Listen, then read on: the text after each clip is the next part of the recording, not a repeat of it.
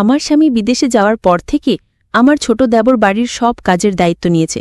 বাড়ির ছোটখাটো কাজ যেমন মেশিন ঠিক করা, বিদ্যুতের কাজ সবই ওর ওপর। একদিন আমার সেলাই মেশিনে কাপড় আটকে গেল। নিজেই চেষ্টা করলাম ঠিক করতে, কিন্তু কিছুতেই ঠিক হচ্ছিল না। বেশ খানিকটা বিরক্ত হয়ে আমি আমার দেবরকে ডেকে নিলাম। সে এসে মেশিনটা দেখল, বলল, ভাবি, আপনার মেশিনে তো মূর্ছে পড়েছে, পুরোটা খুলে আবার ঠিক করতে হবে। আমি প্রযুক্তির ব্যাপারে বিশেষ কিছু জানি না, তাই বললাম, যা করার তাড়াতাড়ি করো, আমার অনেক কাজ আছে। শুধু এটুকুই বললাম, যা করতে হবে করে নাও। সে কিছু সময়ের জন্য বাইরে চলে গেল, হয়তো কোনো সরঞ্জাম বা অন্য কিছু আনতে। কিছুক্ষণ পরই সে ফিরে এলো এবং বলল, চলুন ভাবি। তার মুখে সামান্য হাসি ছিল, কিন্তু তার চোখে একটা অদ্ভুত ঝিলিক দেখলাম, যা আমার ঠিক বোঝা গেল না। এই কথা শুনে আমি একটু বিভ্রান্ত হয়ে গেলাম, কারণ সে আমাকে তার ঘরে নিয়ে যেতে চাইল।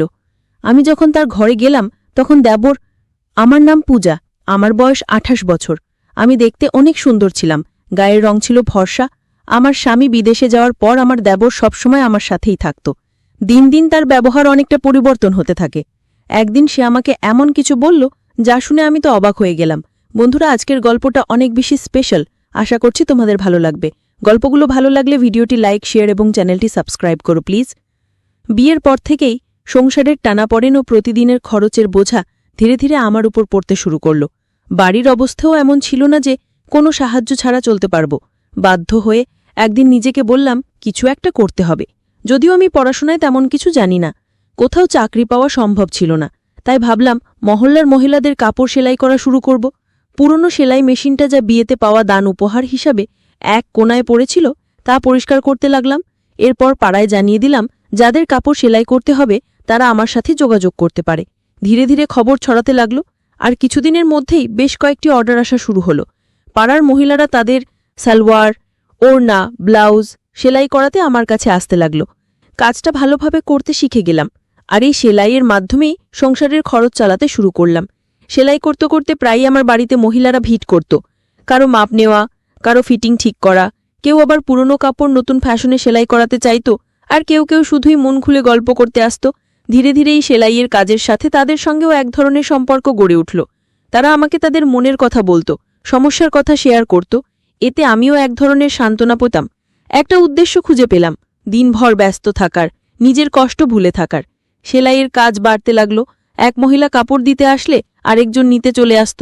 আমার নিজের সন্তান ছিল না, তাই এই কাজের জন্য বাড়িটা সব সময় মহিলাদের হাসিতে ভরে থাকত। ওদের হাসিরটার গল্পে আমার বাড়িতে যেন নতুন করে জীবনের প্রাণচাঞ্চল্য ফিরে এলো। কাজের সাথে সামান্য আয়ও হচ্ছিল, যে আমার জন্য এক প্রকার স্বস্তি নিয়ে এলো। কিছু মাসের মধ্যেই আমার সেলাইয়ের দক্ষতার কথা আশেপাশের এলাকাতেও ছড়িয়ে পড়ল। এবার দূরের মহল্লা থেকেও মহিলারা তাদের কাপড় সেলাই করাতে আসতে লাগল। কাজের চাপ এতটাই বেড়ে গেল যে একা সামলানো মুশকিল হয়ে পড়ল। প্রতিদিন ঘণ্টার পর ঘণ্টা মেশিনের সামনে বসে কাজ করতে করতে কাঁধ ব্যথা করতে শুরু করল, এমনকি আঙুলগুলোতেও ব্যথায় ফুলে যেত। শেষে পাড়ার কয়েকজন মেয়েকে সাহায্যের জন্য ডেকে নিলাম, যারা সেলাই শিখতে আগ্রহী বা কিছু আয় করতে চায়। আমি বললাম তারা যেন নিজেদের সেলাই মেশিন নিয়ে এসে আমার সাথে কাজ করে। এর বিনিময়ে তারা সেলাই শিখবে এবং সামান্য পারিশ্রমিকও পাবে। কেউ কেউ সেলাই মেশিন প্রথমবার ধরেছিল। ধৈর্য ধরে তাদের কাপড় ঠিক করে বসানো, সুতো লাগানো এবং সোজা সেলাইয়ের কৌশল শেখাতাম। তাদের আশায় আমার কাজ অনেক হালকা হয়ে গেল। এখন বাড়িটা আরও প্রাণবন্ত লাগত। ওরা হাসত, গল্প করত, আর মাঝে মাঝে আমার সাহায্যে নতুন কিছু ডিজাইন শিখত। তাদের সাথে আত্মীয়তার মতো একটা সম্পর্ক গড়ে উঠেছিল। আমি তাদের সেলাই মেশিন চালানো শেখাচ্ছিলাম, আর ধীরে ধীরে কাজও দিতে শুরু করলাম। তবে নতুন বলে প্রায়ই ভুল করত। কখনো কখনো মেশিনে কাপড় আটকে যেত, কখনো সুতোর গিট ছিঁড়ে যেত বা আঙুল ফুটত। প্রতিদিনই মেশিনের সমস্যা হতো, আর ঠিক করাতে আমার অনেকটা সময় চলে যেত। একদিন তাদের মধ্যে এক মেয়ের মেশিন আবার নষ্ট হয়ে গেল, কাপড় মেশিনে আটকে গেল। আমি নিজে থেকে চেষ্টা করলাম ওর মেশিনটা ঠিক করতে, কিন্তু সফল হলাম না। বাধ্য হয়ে আমি তাকে বললাম, আজ তুমি মেশিনটা ঠিক করে নিয়ে এসো, আজ আর কাজ করতে হবে না। মেয়েটি চলে যেতে প্রস্তুত হচ্ছিল, তখনই আমার দেবর বাড়িতে দুপুরের খাবারের জন্য এলো। আমি রান্নাঘরে গিয়ে তার জন্য খাবার গরম করতে লাগলাম। জানালা দিয়ে তাকিয়ে দেখি আমার দেবর সেই মেয়েটির সঙ্গে কিছু কথা বলছে। আমার দেবর মেয়েটিকে জিজ্ঞাসা করল, তুমি এত তাড়াতাড়ি ছুটি নিয়ে বাড়ি যাচ্ছ কেন? মেয়েটি বলল, আমার সেলাই মেশিনে কাপড় আটকে গিয়েছে, তাই মেশিন নষ্ট হয়ে গেছে। ভাবি নিজেই ছুটি দিয়েছেন, কাল বাইরে থেকে ঠিক করিয়ে নিয়ে তারপরই কাজে আসব। মেয়েটির কথা শুনে আমার দেবর বলল, আরে বাইরে গিয়ে ঠিক করানোর কী দরকার, যখন বাড়িতেই লোক আছে। দেবরের কথা শুনে মেয়েটি থেমে গেল। সে বলল, তুমি যদি মেশিনটা ঠিক করে দাও তাহলে খুবই উপকার হবে। না হলে আমাকে বাবাকে বলেই বড় বাজারে পাঠাতে হবে, আর বাবাকে সাইকেলে মেশিন নিয়ে যেতে অনেক কষ্ট হবে। মেয়েটির কথা শুনে আমার দেবর মেশিনটা পরীক্ষা করতে লাগলো। বলল, তোমার মেশিনে তো মরচে ধরে গেছে, এটা পুরোপুরি আটকে গেছে, ভালোভাবে খুলে ঠিক করতে হবে। মেয়েটি অবাক হয়ে বলল, তাহলে তুমি ঠিক করতে পারবে না? দেবর হেসে বলল, না, আমি এ কাজ ভালোই জানি। মেয়েটি খুশি হয়ে পাশে বসে পড়ল এবং বলল, আমার একটা সেলাইয়ের কাজ করতে হবে, তাড়াতাড়ি করে দাও প্লিজ। দেবর তখন বলল, মেশিনটা আমার ঘরে নিয়ে এসো, আমি ওখানেই ঠিক করব। মেয়েটি একটু দ্বিধায় পড়ে গেল। তখন দেবর বলল, আমার সব সরঞ্জাম ঘরেই আছে, তাই মেশিন ঠিকঠাক করার জন্য ওখানে নিয়ে যেতে হবে। দেবর বলল, আমি ঘরেই ঠিক করে দিচ্ছি। মেয়েটি মেশিন নিয়ে তার ঘরে গেল। আমি খাবার গরম করে বাইরে রাখলাম, কিন্তু অনেকক্ষণ কেটে গেলেও দেবর এবং সেই মেয়েটি ঘর থেকে বেরোচ্ছিল না। দুজনেই তরুণ, তাই চিন্তায় পড়ে গেলাম। কিছুক্ষণ অপেক্ষা করলাম, কারণ দেবরের ওপর সন্দেহ করতে চাইনি। তবু দীর্ঘ সময় পর ধৈর্য হারিয়ে অবশেষে দেবরের ঘরের দিকে যাওয়ার সিদ্ধান্ত নিলাম। ঠিক তখনই মেয়েটি সেলাই মেশিন নিয়ে বাইরে বেরিয়ে এসে বলল, ভাবি, মেশিন ঠিক হয়ে গেছে। ওর কথা শুনে আমারও স্বস্তি হলো এবং আমরা নিজেদের কাজে ফিরে গেলাম। কিন্তু আমি মনে মনে ভাবছিলাম, দেবর এতক্ষণ ঘরে কি করছিল। কিছুক্ষণ পরে দেবরও ঘর থেকে বেরিয়ে এসে বিছানায় বসে খাবার খেতে লাগলো। পাশের বাড়ির বিয়ের জন্য প্রচুর কাপড় সেলাইয়ের অর্ডার পেয়েছিলাম, আর সময় খুব কম ছিল বলে কিছুটা দুশ্চিন্তায় ছিলাম। কিন্তু দেবর দ্রুত মেয়েটির মেশিন ঠিক করে দেওয়ায় কাজ সহজ হয়ে গেল। খাওয়া শেষ করে দেবর মজা করে বলল, যার মেশিন নষ্ট হবে আমি আছি। আমি হেসে উঠলাম।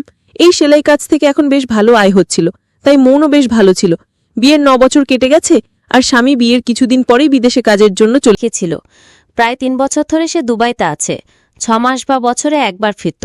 ছুটি পেলেই স্বামী বাড়িতে আসত, সপ্তাহখানেক থেকে আবার দুবাই ফিরে যেত। বাড়িতে শ্বশুর শাশুড়ি আর এক দেবর ছিল। শ্বশুর শাশুড়ি ছিলেন বয়স্ক এবং প্রায় অসুস্থ থাকতেন। দিনের বেশিরভাগ সময় নিজেদের ঘরেই থাকতেন। দেবর খুবই ভালো ছেলে ছিল। বয়স মাত্র 20 হলেও সে নিজেই একটি দোকান খুলেছিল, যেখানে মেশিন মেরামতের কাজ করত। আমি ওকে বলতাম, তুমি এখনো ছোট, পড়াশোনা করাটাই দরকার। কিন্তু সে বলতো, ভাবি, সংসার তো চালাতে হবে, কতদিন আর সব দায়িত্ব ভাইজের ওপর ফেলে রাখা যাবে। ভাই বিদেশে আছে, বাড়িটাও ভাড়ার, মা বাবা অসুস্থ, তাই আমাকে কাজ করতেই হবে। সাধারণত দেবর দিনের বেশিরভাগ সময় দোকানেই থাকত, তবে মাঝে মধ্যে বাড়িতেও আসতো আর আমি নিশ্চিন্তে থাকতাম।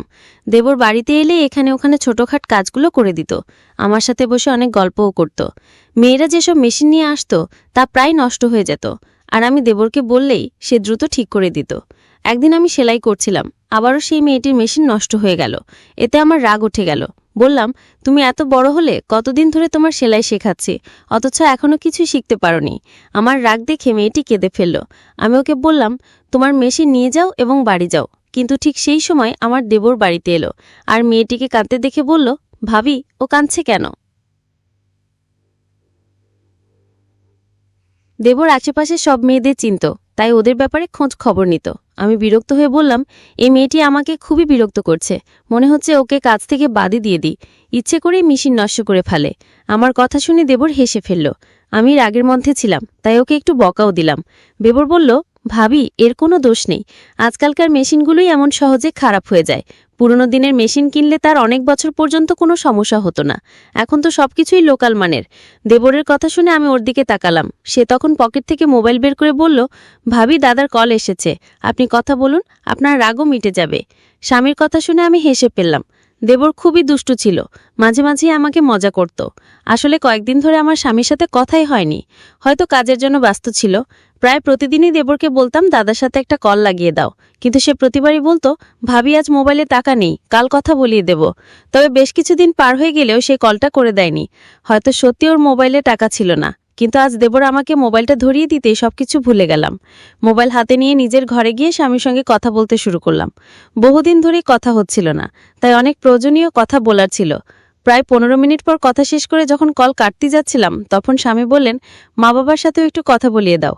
আমি মোবাইলটি নিয়ে শ্বশুর শাশুড়ির ঘরে গিয়ে আমার স্বামীর সঙ্গে কথা বলে তারা বেশ খুশি হলেন। সেখান থেকে বেরিয়ে এসে দেখলাম দেবর বাইরে নেই। এক মেয়ে বলল, এখনও তানিয়ার মেশিন ঠিক করছে, আর ওর ঘরের দিকেও ইশারা করলো।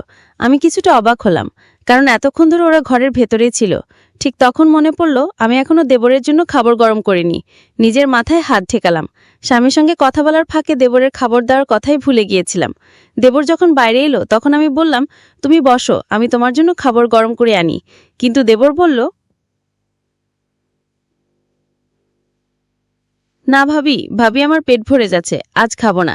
হেসে সে বাইরে চলে গেল। আর আমি একটু অবাক হয়ে মেশিনের পাশে বসে ভাবতে লাগলাম, আসলে ও কোথায় গিয়ে পেট ভরালো।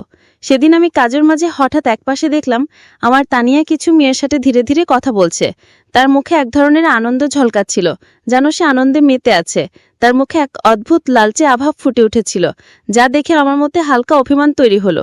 আমি এগিয়ে গিয়ে প্রশ্ন করলাম, তানিয়া, তোমার মেশিন ঠিক হয়ে গেছে? সে তাড়াতাড়ি মাথা নাড়ল। আমি তাকে বললাম, তাহলে এবার কাজটা ঠিকঠাক করো। আমার কথা শুনে সবাই নিজেদের কাজে মন দিল। কাজ করতে করতে আমি আমার স্বামীর কথা ভাবতে লাগলাম। বহুদিন ধরে আমি চাইছিলাম সে যেন কিছুদিন বাড়িতে থাকে। আমার মন খুব চেয়েছিল তাকে বাড়িতে দেখতে, কিন্তু সে বলতো যদি বাড়িতে আসি তাহলে বেশ কিছু খরচ হবে, তাই কিছুদিন না আসেই ভালো। আমি জানতাম সে আমাদের ভবিষ্যতের জন্য প্রতিটি টাকার হিসাব করছে, যাতে আমাদের ভবিষ্যৎ আরো ভালো হয়। কিন্তু তবু তার দূরত্ব আমাকে কষ্ট দিচ্ছিল। মনে মনে ভাবতাম, সে যদি প্রতিদিন বাড়ি ফিরতো, আমার সাথে থাকতো, তাহলে কেমন হতো। আমি